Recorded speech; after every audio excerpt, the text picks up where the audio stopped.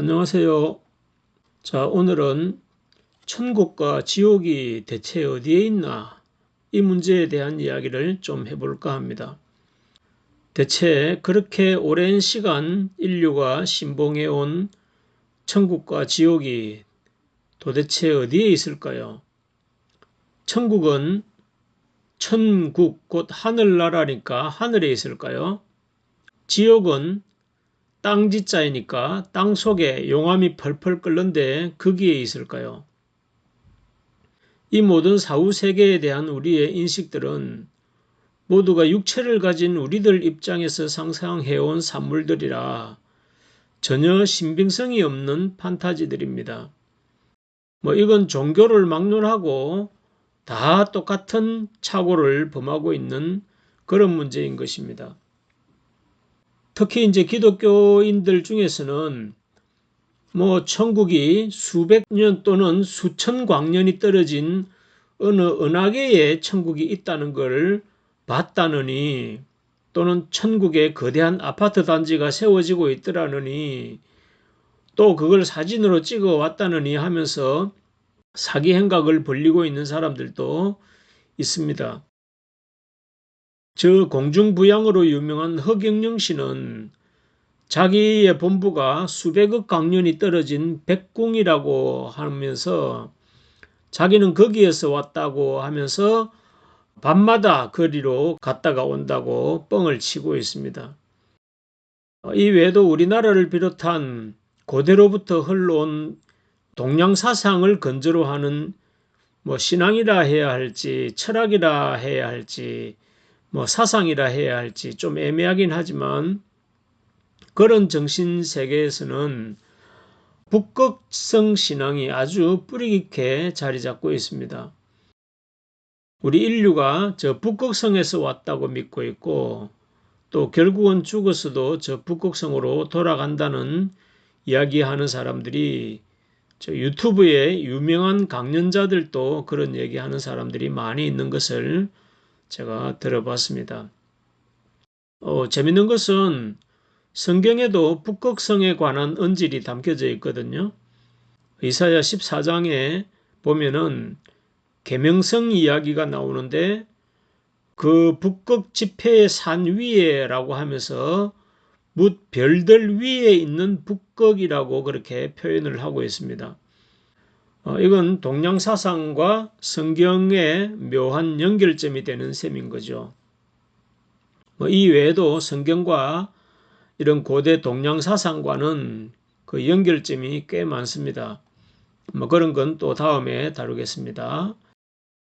참 묘한 것은 현대 과학의 이제 발달로 이제서 밝혀지는 사실들은, 북극성이라는 별은 영원히 불변하는 게 아니고 이 지구가 세차 운동을 하고 있는데, 그 세차 운동에 따라서 그 북극성이 바뀐다는 겁니다. 세차 운동이 뭡니까? 세차 운동은 지구 축이 23.5도로 기울어져 있는 것이 그대로 고정되어 있는 것이 아니라 약 25,000년 주기로 한 바퀴씩 회전을 한다는 겁니다. 예를 들어서 그 절반으로 나누면 12,500년이 되겠죠. 그럼 12,500년이 지나면 오른쪽으로 기울었던 지축이 이렇게 왼쪽으로 기울게 되겠죠.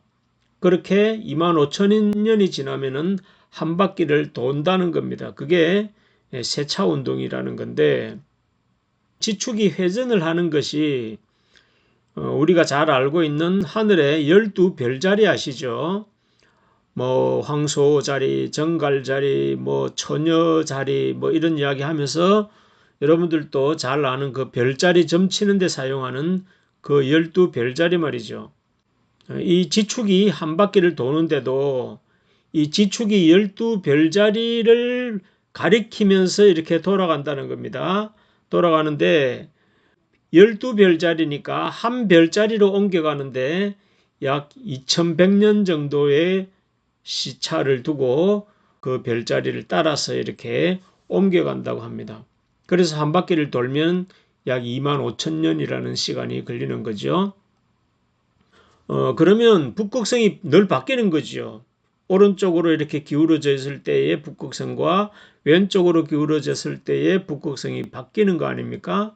그러면 그 바뀔 때마다 그 뭐 천국인지 아니면은 그 뭐 우리 인류가 거기서 왔다고 한다면 그 북극성 자체가 바뀔 때마다 뭐 이사를 가야 된다는 건가요? 이런 이야기들은 좀 말이 안 되는 거죠. 자, 그렇다 하더라도 또 지옥이 어디 있는지에 대해서는 또 말이 없는 겁니다. 그리고 불교 같은 경우에도 우주 만물은 윤회를 하는데 6가지의 세계로 이렇게 분류를 한다 그럽니다.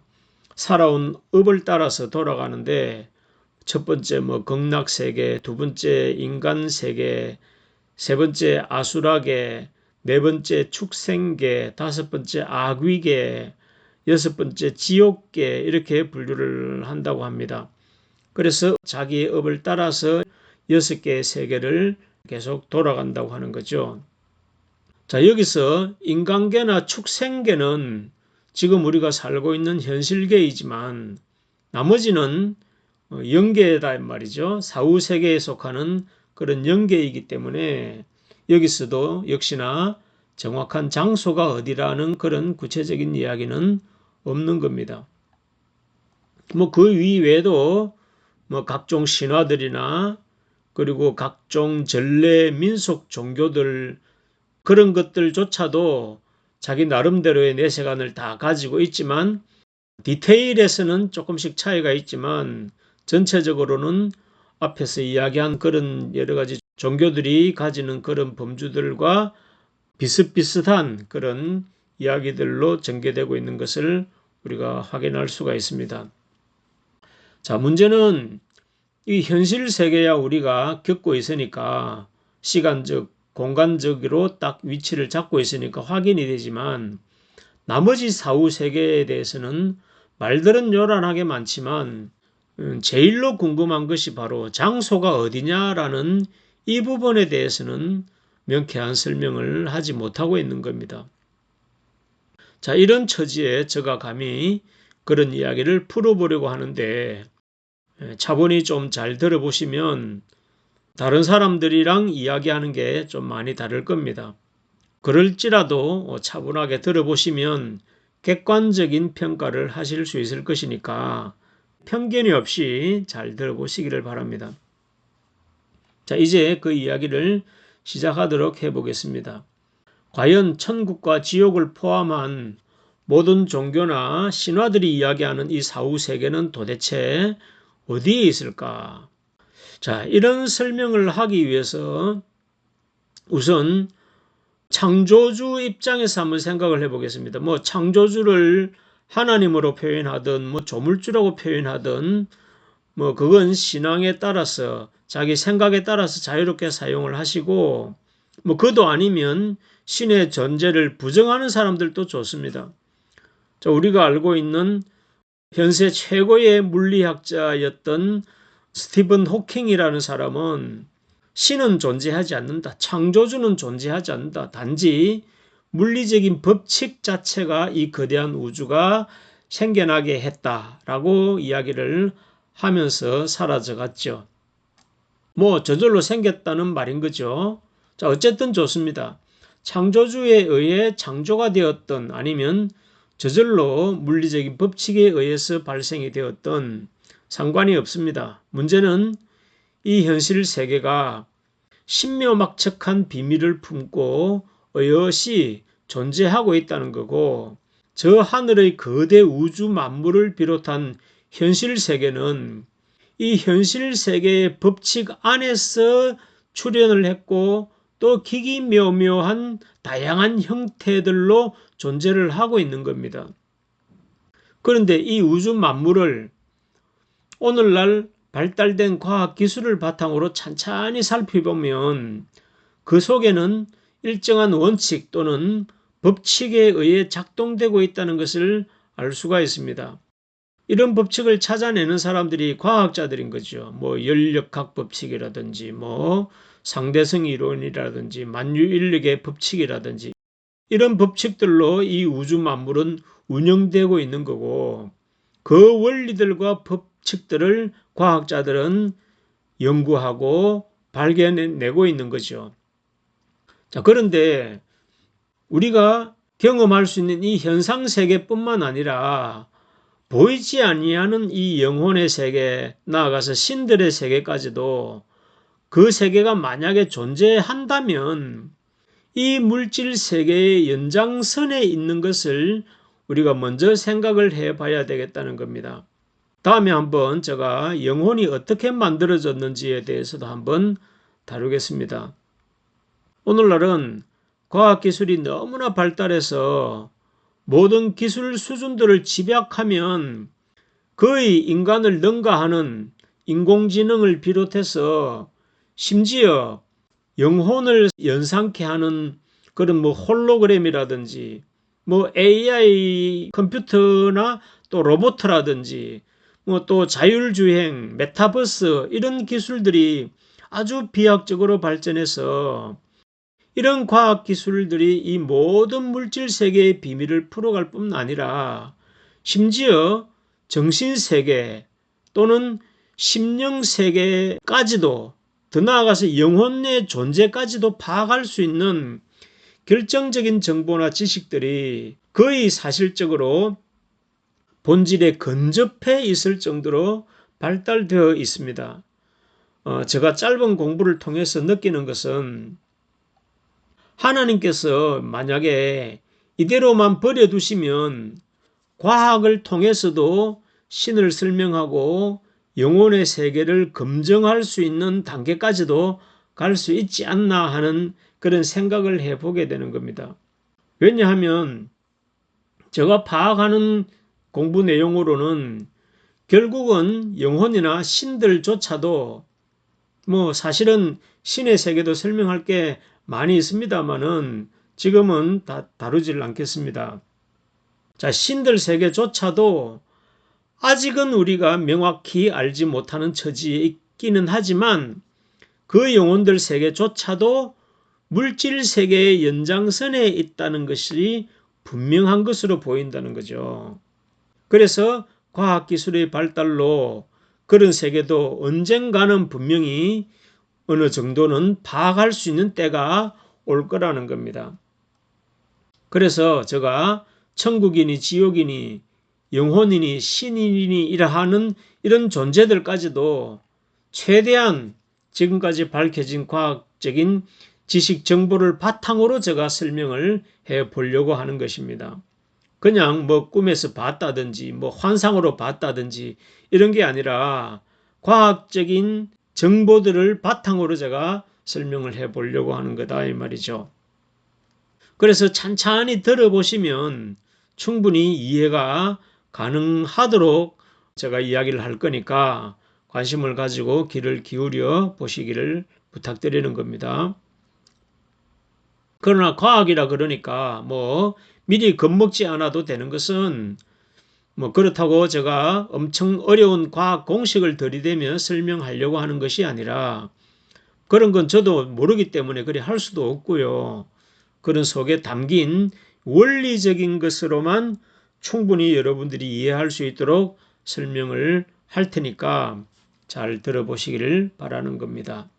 자, 우선 오늘은 천국과 지옥이라는 이 내세와 우리가 딛고 살고 있는 이 현실 세계와의 관계를 먼저 좀 설명을 드려보겠습니다.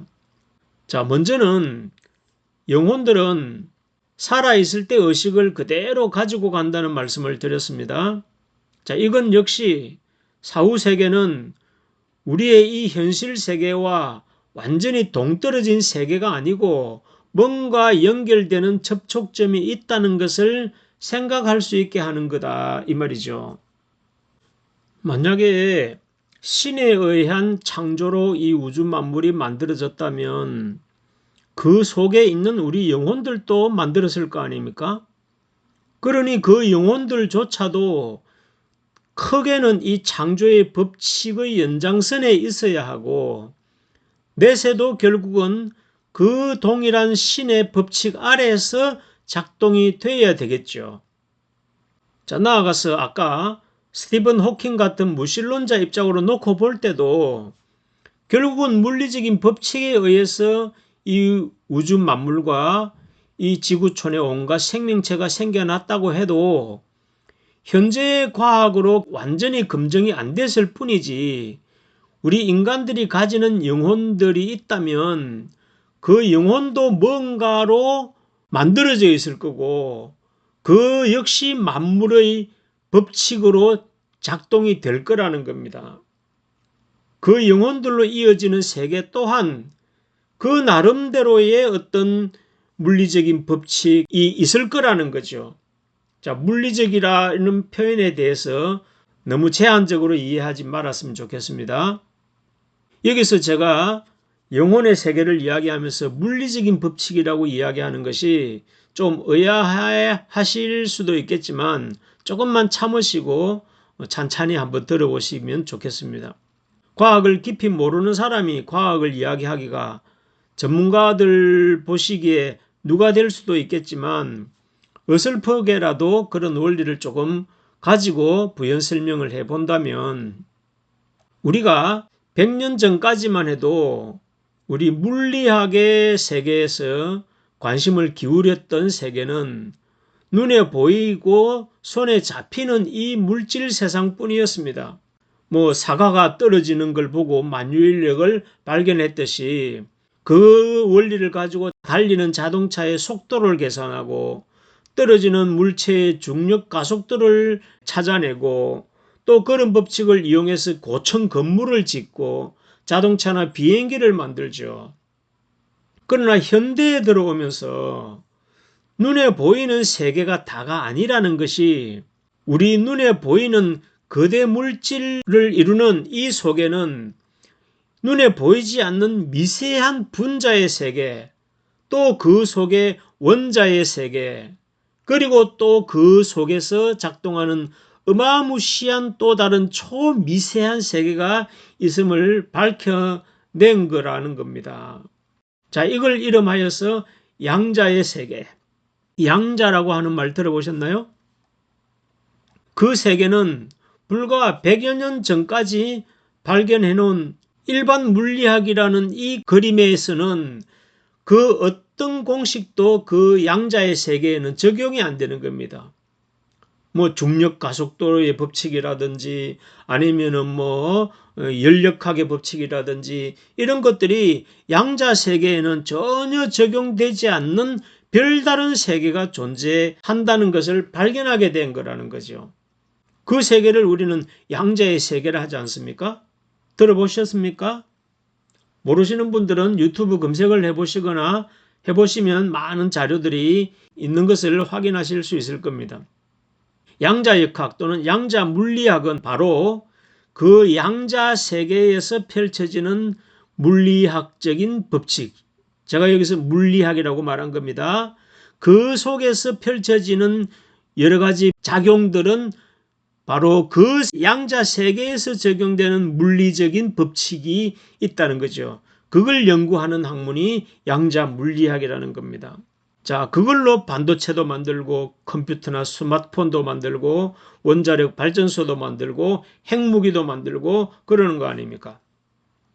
거대 세계의 물리적인 법칙, 즉 뉴턴의 만유 인력의 법칙, 이런 것들조차도 겨우 몇백 년 전에야 발견한 거지 않습니까? 400~500년밖에 안 됩니다. 양자 세계 물리적인 법칙은 불과 100여 년밖에 안 되는 역사를 가지고 있습니다. 아주 최근에야 발견된 거죠.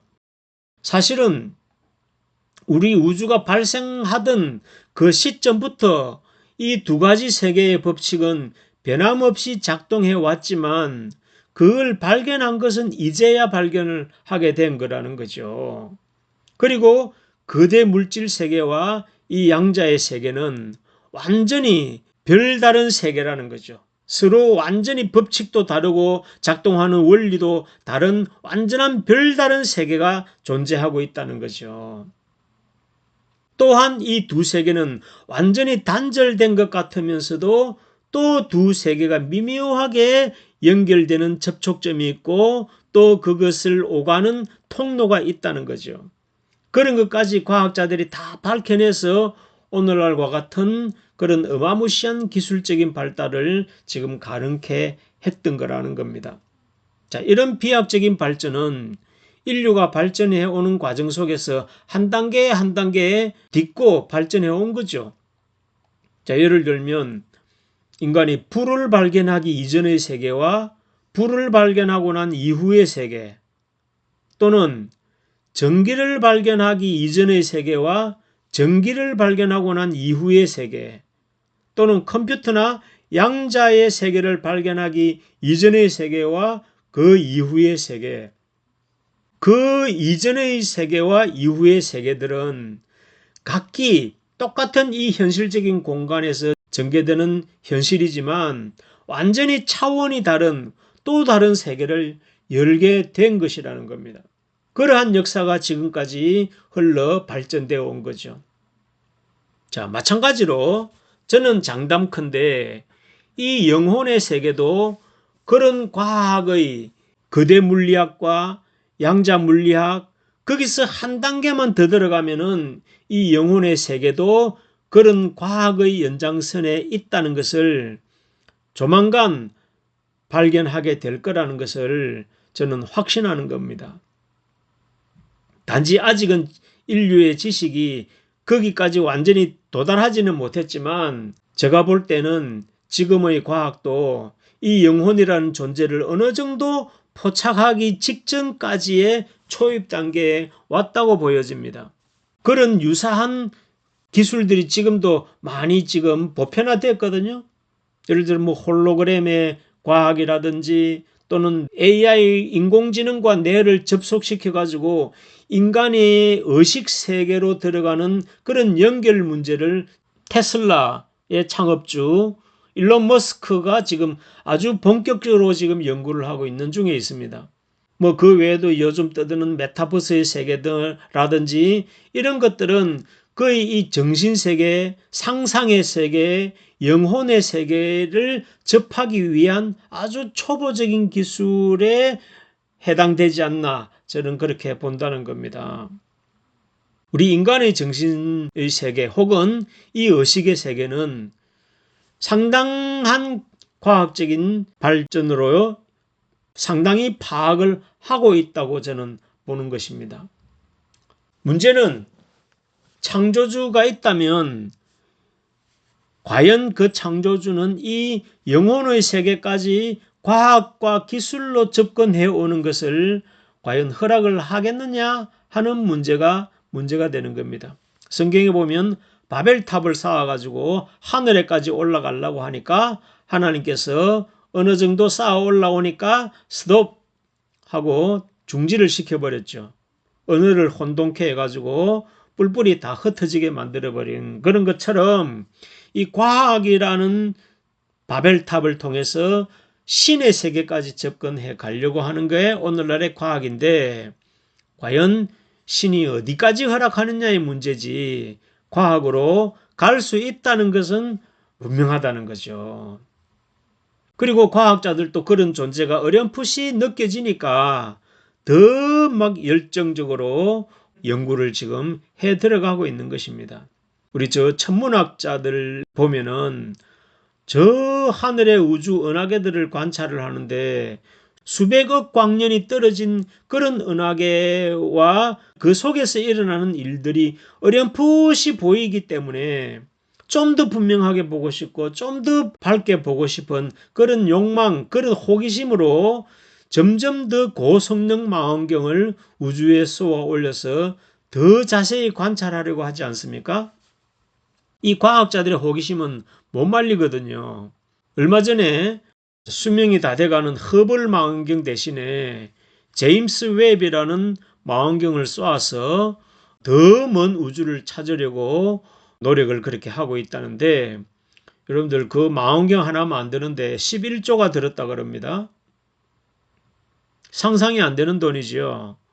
그런 투자를 했으라도 이 우주를 알고 싶어 하는 그 호기심 충만한 존재들이 바로 이 과학자들입니다. 저 우주의 별들의 그 미지의 세계가 보일 듯 말 듯 이 우주 초기에 생겨난 이 은하들이 보일 듯 말 듯 하니까 과학자들이 안달이 난 거죠. 막 알고 싶고 보고 싶고 밝혀보고 싶고 막 이런 안달이 난 거죠. 그래서 그런 투자를 하는 겁니다.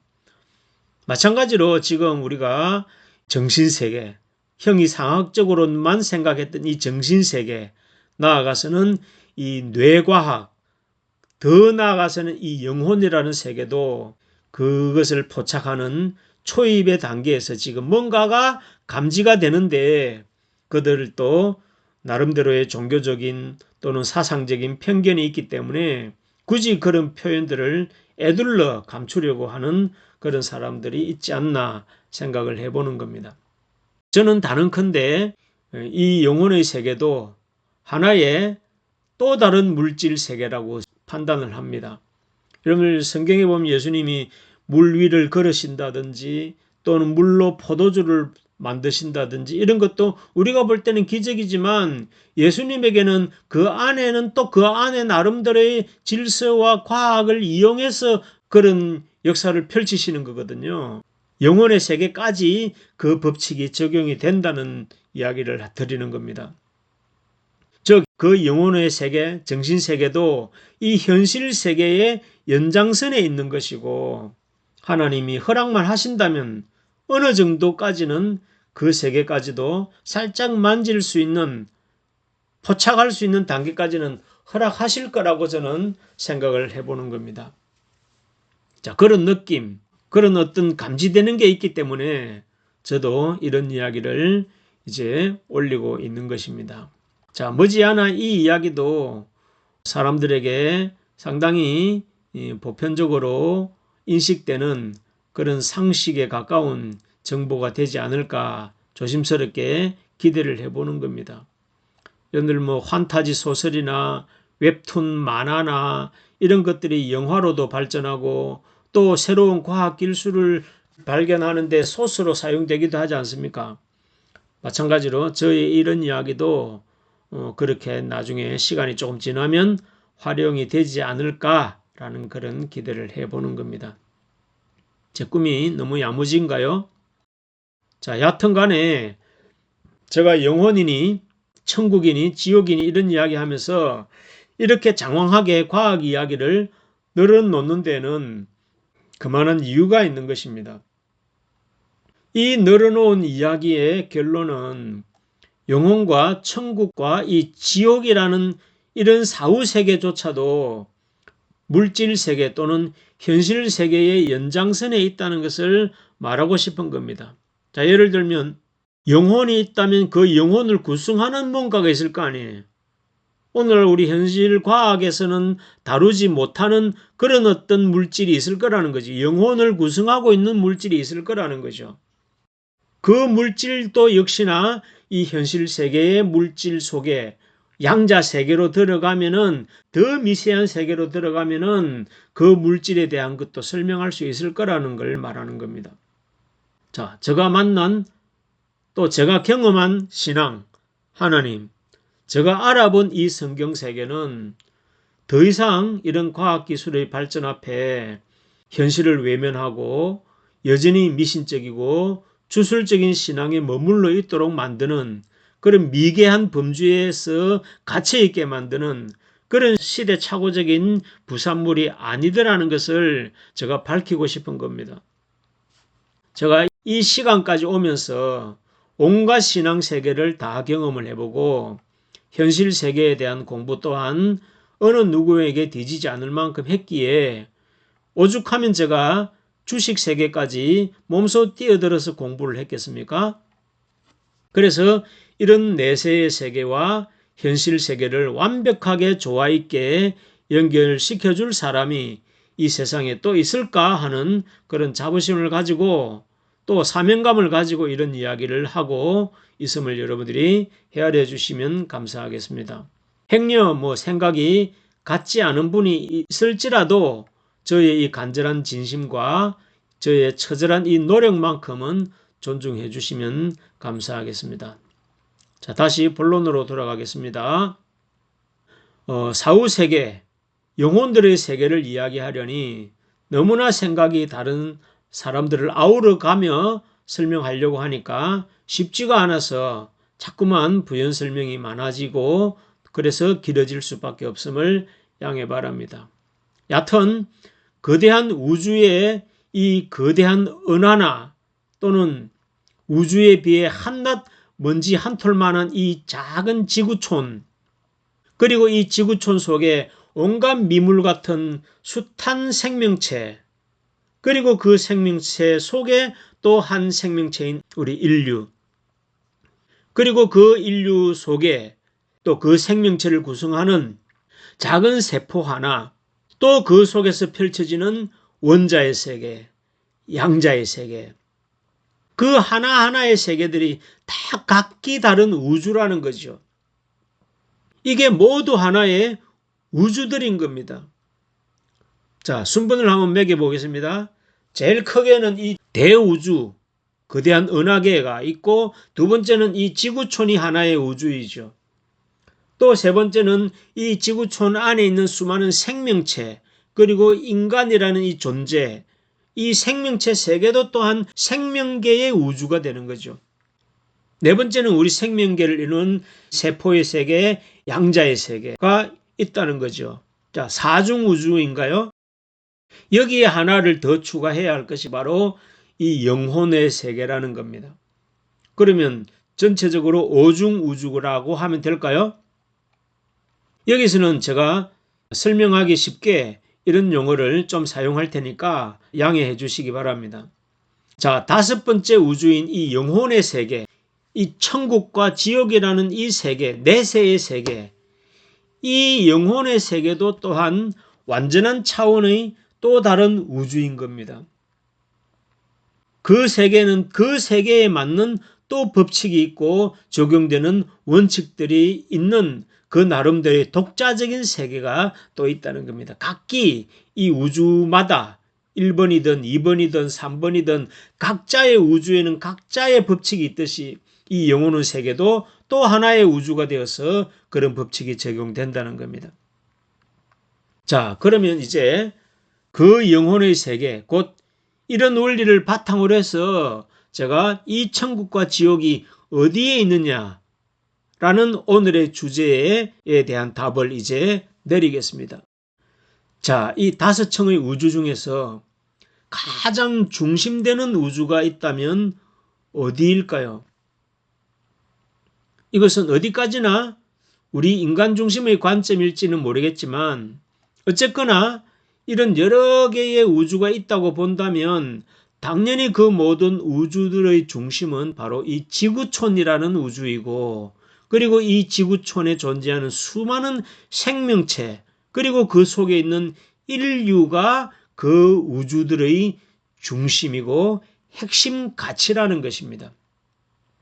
자, 왜냐하면 알고 보면 이런 모든 우주들이 결국 우리 인류를 위해 존재하고 있고, 인류가 있음으로 해서 그 존재들이 파악이 되고 인지가 되고 활용이 되고 또 감동을 하고 그렇게 하는 거죠. 만약에 인류가 없으면 어떻게 될까요? 모르죠. 아무런 누가 알아주는 것도 없이 그냥 존재만 할 뿐이겠죠.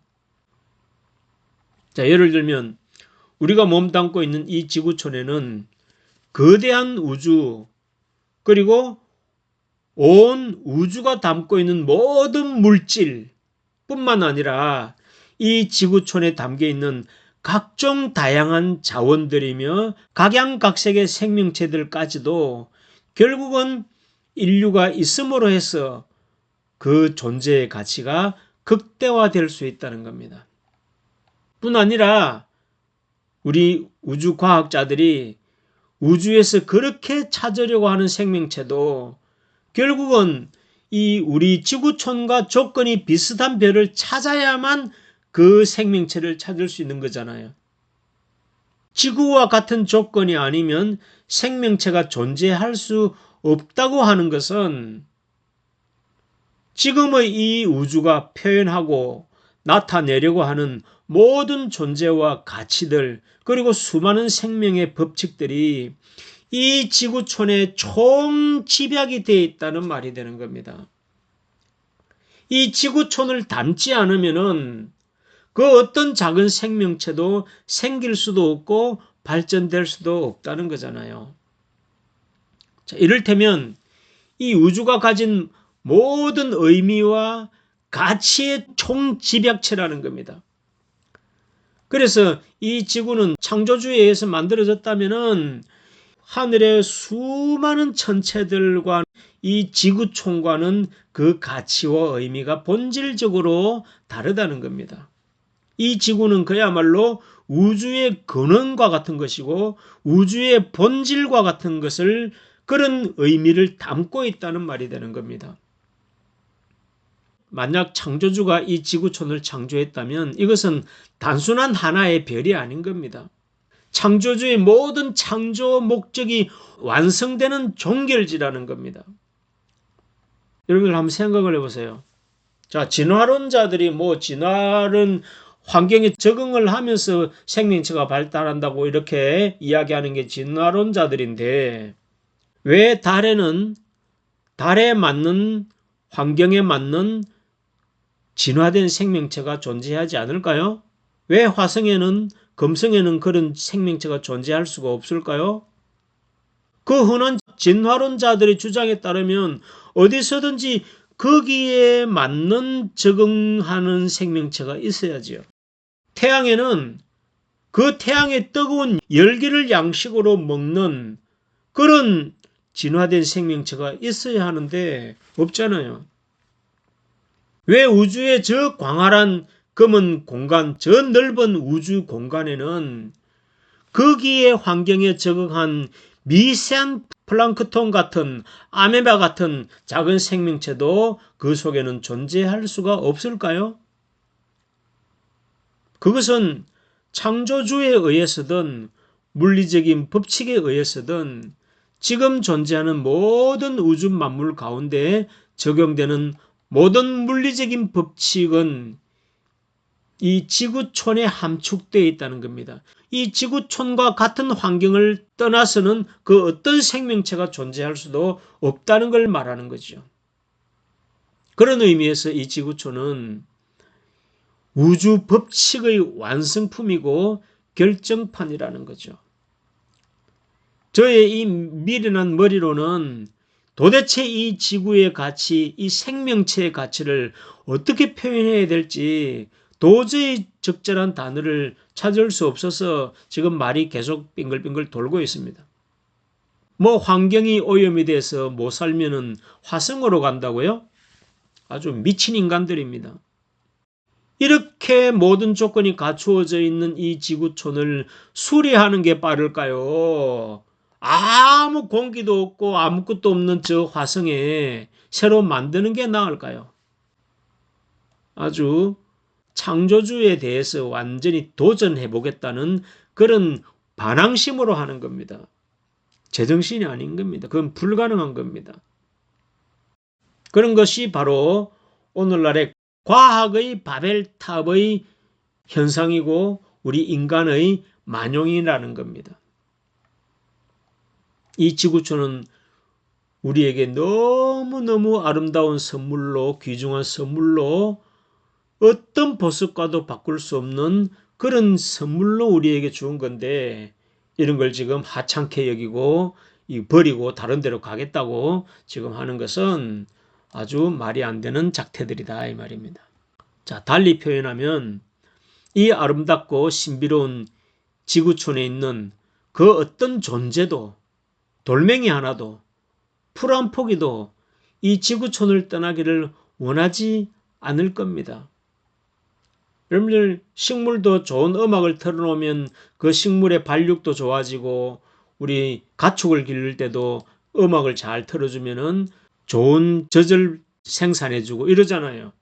그거 다 의식이 있다는 거거든요. 자, 그들도 지구를 떠나기를 원할까요? 저 미세한 물질들도 마찬가지입니다. 양자 세계에 들어가 보면 여러분들 관찰자 효과라는 단어를 검색을 해보세요. 관찰자 효과를 통해서 보면은 이 물질도 돌덩어리도 흙뭉치도 쇳덩어리도 다 다 의식이 있다는 겁니다. 원자 세계로 들어가면 양자 세계로 들어가면 다 의식이 있다는 겁니다. 그러면 그런 의식이 있는 존재들이 이 아름다운 지구를 떠나려 할까요? 저 하다못해 돌멩이 하나, 저 풀 한 폭이 물 한 방울도 이 지구를 떠나고 싶지 않을 겁니다. 사람에게 짓밟히고 깨 부셔져 가지고 바다 매립하는 대로 아주 밀어 넣어도 그래도 이 지구가 좋지, 이 지구를 떠나는 것은 싫어할 거라는 겁니다. 여러분들 같으면 어떨까요? 풀 한 폭이, 저 나무 한 그루, 저 멸치 새끼 한 마리도 이 지구 떠나려고 하지 않습니다, 여러분들. 그렇다면 우리 인간과 함께 한 몸으로 살던 우리 영혼이 우리 육체를 떠나서 따로 있다고 해서 우리의 지구촌을 떠나고 싶겠냐는 거죠. 우리의 지구촌에 맞도록 의식화되어 있고 체질화되어 있을 건데 이 지구를 떠날 수가 있겠냐는 거죠. 저 광활한 우주로 나가서 뭐 하겠다는 겁니까? 아무것도 없는 허공에다가. 식물도 동물도 의식이 있는데 영혼이 왜 의식이 없겠습니까? 생각은 그 이전에 살아있을 때의 생각을 그대로 가지고 있기 때문에 살았을 때 알던 사람, 살았을 때 했던 일들, 사건들, 추억들 이런 것들은 벗어날 수가 없는 겁니다.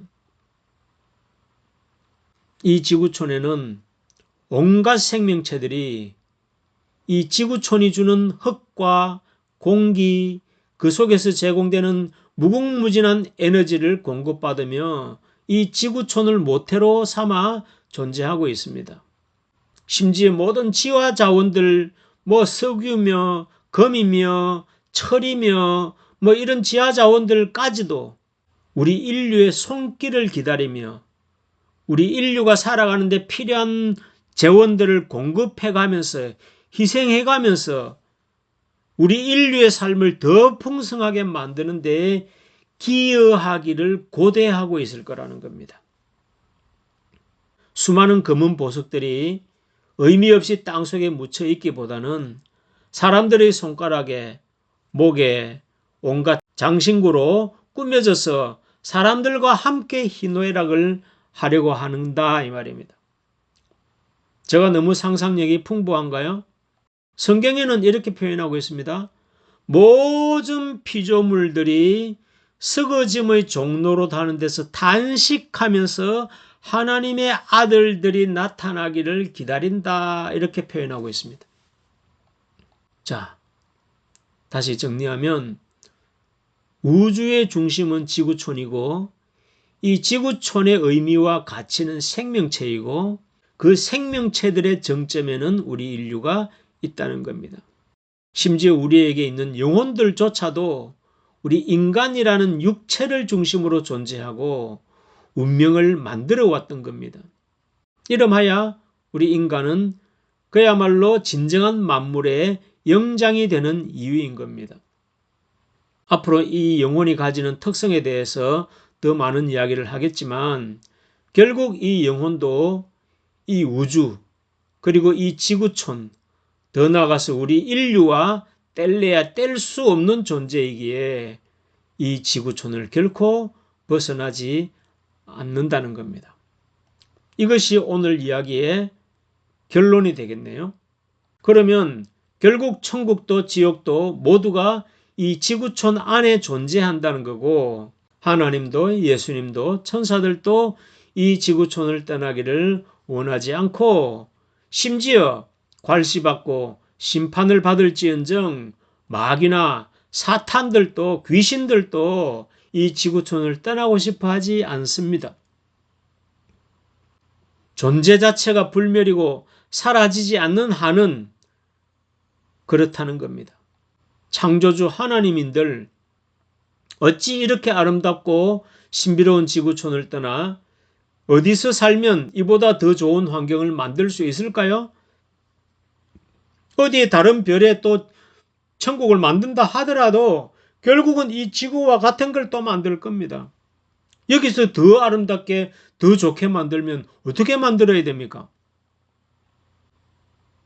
환경오염이니 미세먼지니 온갖 질병과 재난이니 전쟁과 기근이니 이런 고통을 겪는 것들은 이건 단지 병이 든 지구의 현상일 뿐입니다. 그런 것은 치료만 하면 됩니다. 무에서 우주 만물을 창조하신 하나님이 이것 수리를 못 하시겠습니까? 새로 창조하는 게 쉬울까요? 수리하는 게 쉬울까요? 여러분들이 하나님이라면 어떻게 하시겠습니까? 수십억 년, 수백억 년을 갖고 온 이 우주, 이 지구를 몇천 년 역사밖에 안 되는 우리 인간들 때문에 다 불태우고 쓰레기통에 처박아 넣는다는 것은 그거는 어불성설이죠. 사람들, 특히 이 기독교인들은 철저히 자기중심적인 사고가 몸에 배어 있기 때문에 하나님이 진정으로 원하는 게 무엇인지를 알지를 못하는 겁니다. 이런 것들이 바로 타락한 정상들인 겁니다. 요즘은 돈만 있으면 우주여행도 하는 시대 아닙니까? 우주여행한다고 수십억 들여 우주선 타고 밖으로 돌아다녀 본들 까만 밤하늘 빛나는 별밖에는 보이지 않습니다. 뭐 이 지구를 둥글게 볼 수 있는지는 모르겠지만 그 이상은 볼 게 없습니다. 더 멀리 가봤자 볼 건 그것뿐인 겁니다. 결국 이 지구촌만큼 아름답고 신비롭고 위대한 곳은 그 어디에도 없을 뿐 아니라 그 어떤 것도 이 지구촌을 대신할 수 없는 것입니다. 영혼도 천사도 하나님께서도 심지어 귀신도 마귀도 이 지구촌이 제일 좋다고 합니다. 다른 데 가기 싫답니다. 자, 이제 결론에 도달했는데 마음에 드십니까? 자, 천국과 지옥이 지구촌에 있다는 건 이제 밝혔는데 수긍이 좀 되십니까? 그 외에도 궁금한 건 많겠지요. 천국과 지옥이라는 거에 어떤 상태로 존재하는지, 어떤 모양으로 존재하는지, 나아가서 우리 영혼들은 어떻게 만들어지는지, 그 영혼들은 사후에 사상 전향이나 개종이 가능한지, 뭐 궁금한 게 얼마나 많겠습니까? 놀라운 것은 사람들은 천국보다 지옥을 더 편하게 여긴다는데 동의하십니까? 왜 그럴까요? 사실이 그렇습니다. 궁금한 건 너무 많고 하고 싶은 이야기는 너무 많습니다. 차츰 이런 점들도 같이 이야기를 나누어 보도록 하겠습니다. 다음에 뵙겠습니다. 감사합니다.